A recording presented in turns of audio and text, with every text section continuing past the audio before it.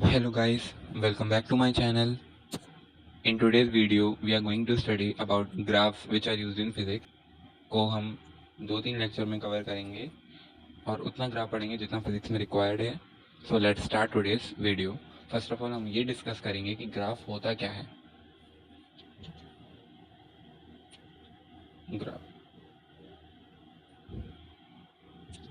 It is a tool used to represent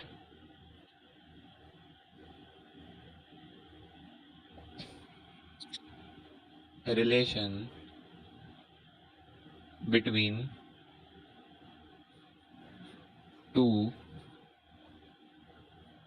physical quantity. Graph एक तरीके से एक टूल है जिसकी मदद से हम दो फिजिकल क्वांटिटीज के बीच में रिलेशन बता सकते हैं. ग्राफ एक तरीके से एक पिक्टोरियल रिप्रेजेंटेशन है. हम एक ड्राइंग क्रिएट करेंगे और उससे हम दो क्वांटिटीज के बीच के रिलेशन को स्टडी करेंगे. मैं आपको इसे एक एग्जांपल से समझाने की कोशिश करता हूँ. Let's say velocity v is equals to 2t where t is time. हमें वेलोसिटी का टाइम के संग एक रिलेशन दे रखा है and we have to draw the graph. So graph बनाने के लिए मैं क्या करूँगा, यहाँ पे t की वैल्यू रखूँगा और यहाँ की v की वैल्यू मैं ऑब्टेन करता चलूँगा. t की वैल्यू अगर मैं यहाँ पे 0 रख दूँ टाइम की, तो 2 × 0 कितना आ जाएगी, वेलोसिटी 0. t की वैल्यू मैं 1 रख दूँ तो मेरे पास वेलोसिटी आ जाएगी 2 × 1 2. फिर मैं यहाँ पे इस एक्सप्रेशन में t की वैल्यू 2 रख दूँ तो वेलोसिटी आ जाएगी मेरी 4. और मैं इसी इक्वेशन में t की वैल्यू 3 रख दूँ तो वेलोसिटी आ जाएगी मेरी 6. Now let us try to plot this. हम एक रफ डायग्राम बनाएंगे just for our understanding. I am making a graph between velocity and time. Let it be 0 1 2 3 4 1 2 3 4 5 6. Time 0 पे वेलोसिटी 0. पहला पॉइंट आ जाएगा मेरा यहाँ 0,0 पे. दूसरा पॉइंट है टाइम जब 1 है तो वेलोसिटी 2 है, मतलब टाइम जब 1 है तो वेलोसिटी 2 है. दूसरा पॉइंट मेरा ये हो गया. थर्ड नंबर का पॉइंट है मेरा जब टाइम 2 है तो वेलोसिटी मेरी 4 के बराबर है. फिर टाइम जब मेरा 3 है तब वेलोसिटी मेरी 6 के बराबर है. And when I try to connect all of these points I get a straight line. तो आपने देखा कि मेरे पास एक इक्वेशन थी और उस इक्वेशन में को मैंने ग्राफ में कन्वर्ट कर लिया. मतलब इस ग्राफ की मदद से आई कैन इजीली टेल कि जैसे जैसे टाइम बढ़ता जा रहा है वैसे वैसे माई वेलोसिटी इज ऑल्सो इंक्रीजिंग. तो ग्राफ की मदद से हम दो फिजिकल क्वांटिटीज के बीच में एक पिक्टोरियल रिलेशन को एस्टेब्लिश कर सकते हैं, जैसे इस केस में हमने वेलोसिटी और टाइम के बीच में करा था. This is about graph. Now we are going to study about equation of straight line graph. जैसे ये जो स्ट्रेट लाइन ग्राफ था, स्ट्रेट लाइन ग्राफ की जनरल इक्वेशन क्या होती है?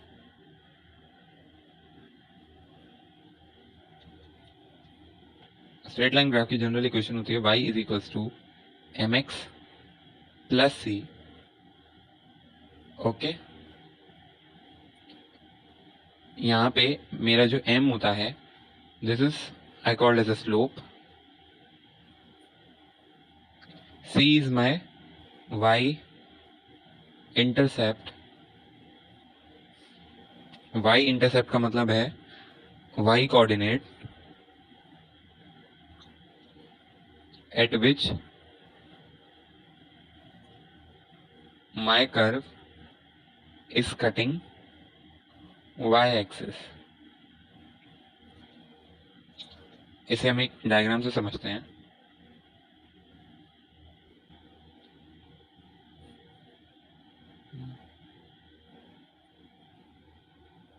y and x. ओके, तो ये c इंटरसेप्ट, लेट से मेरा ये जो ग्राफ है this is like that, this straight line graph is like this.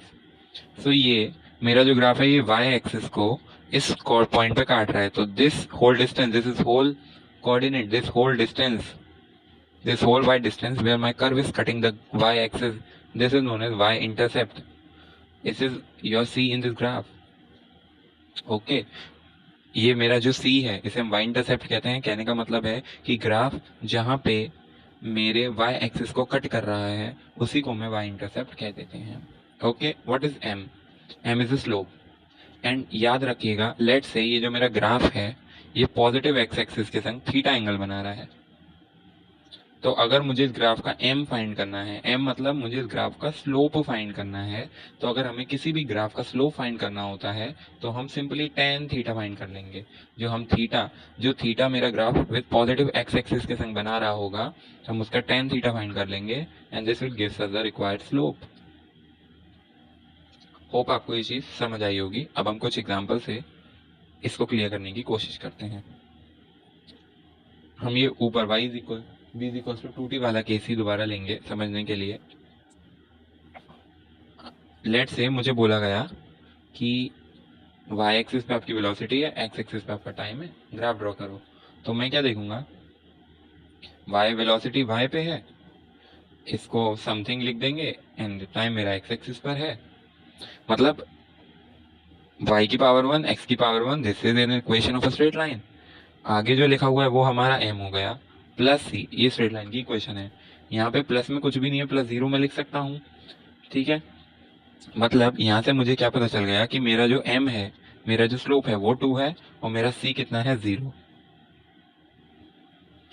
c क्या था कि मेरा जो ग्राफ है वो y एक्सिस को कहाँ पे कट कर रहा है. मतलब मेरा जो ग्राफ है वो y एक्सिस को इस केस में x y is equal to 0 पे कट कर रहा है. मतलब my graph is passing from the origin only. m is the slope. मतलब लेट से ये एंगल अगर थीटा बन रहा है तो m which is equal to 2 and that is equal to your tan theta.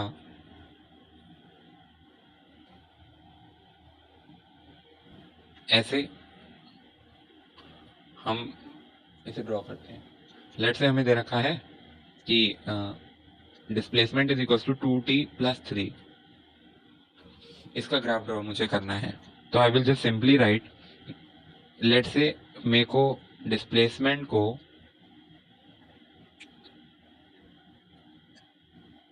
y axis पे बनाना है, time को x एक्सिस पे बनाना है. This is on y axis and this is your x axis.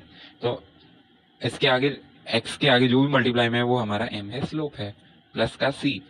इससे मैं क्या देख के कह सकता हूँ, अगर if I compare it with the general equation of a straight line, तो m मेरा हो गया 2 और c मेरा हो गया इस केस में 3. कहने का मतलब है c3 है. इसका कहने का मतलब है कि इस बार हमारा y इंटरसेप्ट 0 नहीं है. मतलब इस बार हमारा ग्राफ y एक्सिस को 0 से कट नहीं कर रहा है बल्कि 3 पे कट कर रहा है. तो हमारा graph will come out to be like this point is your 3 and let say ये हमारा ग्राफ पॉजिटिव एक्स एक्सिस के संग थीटा एंगल बना रहा है. तो tan of this theta is your slope and we know from the question that the slope is equal to 2. So this will be your answer. This is how we can plot the graph of s is equals to 2t plus 3. Okay. Now the next particular question which we are going to see is y is equals to 3x minus 4. I have to draw the graph. Let's compare it with the general equation of a straight line. From here I can compare and I can say that m is equals to 3 and c is equals to minus 4. If I try to draw the graph y x, इस case में हमारा y intercept negative है, मतलब काट तो रहा है 4 के ऊपर, लेकिन ये 4 प्लस का नहीं माइनस का है. It will be like this. ये डिस्टेंस हो गया 4, एक्चुअली माइनस का 4. और मेरा ये जो ग्राफ है, ये जो एंगल बना रहा होगा इसके संग, इसका अगेन मैं अगर tan थीटा लिखूं तो अगेन वो मेरे स्लोप के बराबर हो जाएगा. That will be equals to your 3. What I have to do, I have to just compare it with the general equation of a straight line and I can say compare करके कि मेरा slope इस बार -5 आया है and सी मेरा +3 आया है. If I want to draw a graph, this is very very important now. मतलब मेरा जो c है, मेरा जो y इंटरसेप्ट है, वो तो इस बार पॉजिटिव है, वो +3 के बराबर है, लेकिन मेरा स्लोप नेगेटिव है. अब स्लोप नेगेटिव का क्या मतलब है? हम जानते हैं slope is equal to tan theta, and ये हमारा नेगेटिव है इस केस में, तो थीटा हमारा 90 से बड़ा होगा. मतलब हमारा जो कर्व है वो पॉजिटिव एक्सिस के संग, पॉजिटिव एक्स एक्सिस के साथ 90 से बड़ा एंगल बना रहा होगा. So the graph will come out to be like this. This is your 3 and the angle which we have to consider is from only positive x, and this angle is greater than 90 and tan of this angle will come out to be a -5 in this particular question. सबसे important बात क्या है कि जब हम angle consider करेंगे तो अब हम पॉजिटिव एक्स एक्सिस से ही कंसीडर करेंगे. अगर एंगल 90 से छोटा है तो tan थीटा पॉजिटिव होगा और हमारा ग्राफ बनेगा मूविंग अपवर्ड वाला. ओके, और ऐसा डाउनवर्ड ग्राफ कब बनेगा? जब हमारा स्लोप नेगेटिव होगा. स्लोप नेगेटिव है मतलब tan थीटा नेगेटिव है, तो हमारा जो एंगल है वो 90 से बड़ा होना चाहिए, और एंगल हम हमेशा पॉजिटिव से कंसीडर करेंगे, अदरवाइज आप कंफ्यूज भी हो सकते हैं इसमें. Now let us take a simple example which we often understand in physics is basic equation distance is equals to speed into time. Let's say मैंने बोला कि मुझे distance is equals to speed into time, मुझे distance और time का graph बनाना है.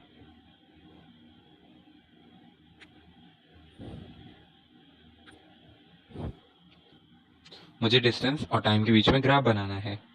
सो अगर मुझे डिस्टेंस और टाइम के बीच में ग्राफ बनाना है तो डिस्टेंस को मैं रखूंगा y एक्सिस पे और टाइम को मैं रखूंगा x एक्सिस पे.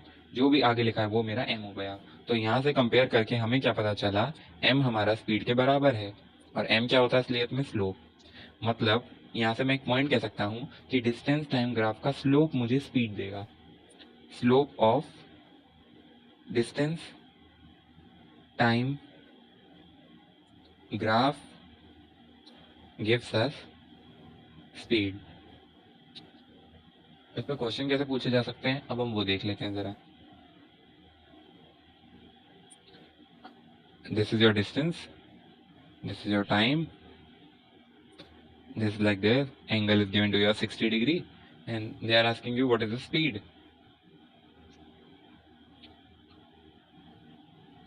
So हमने समझ रखा है कि डिस्टेंस टाइम ग्राफ का स्लोप हमें स्पीड देगा.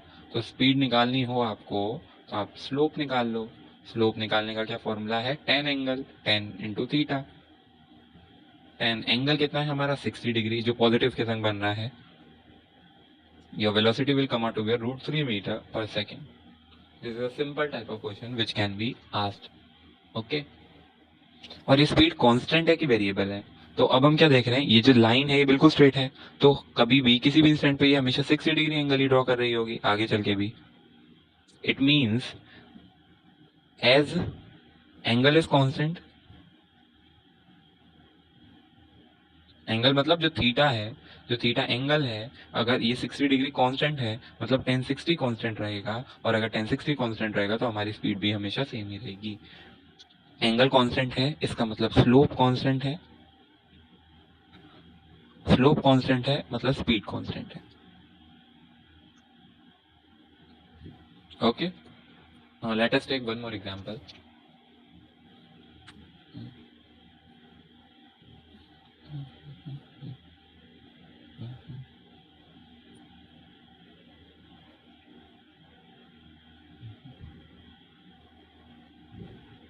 Now we have to analyze this situation and try to understand whether the speed is increasing, decreasing or constant. हमें स्पीड के बारे में पता करना है, तो हम क्या करेंगे? सीधी सी बात आपको याद रखना है कि speed is equal to slope, slope is equal to tan theta.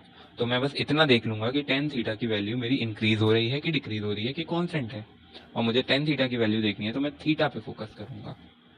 Late us take one point over here, one point over here.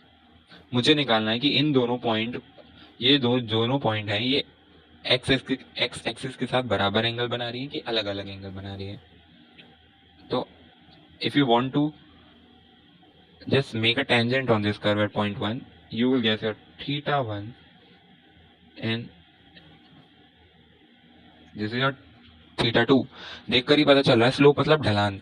कौन से कर्व की ढलान ज्यादा है? इस वाले की. मतलब थीटा 2 हम जानते हैं थीटा 1 से बड़ा है.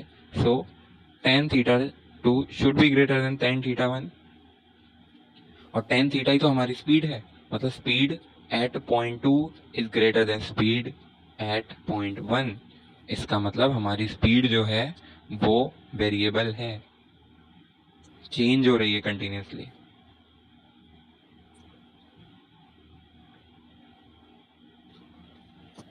That's it for today. इसके अगले पार्ट में हम वेक्टर क्वांटिटीज से कैसे ग्राफ ड्रॉ करा जाता है उस चीज को समझेंगे.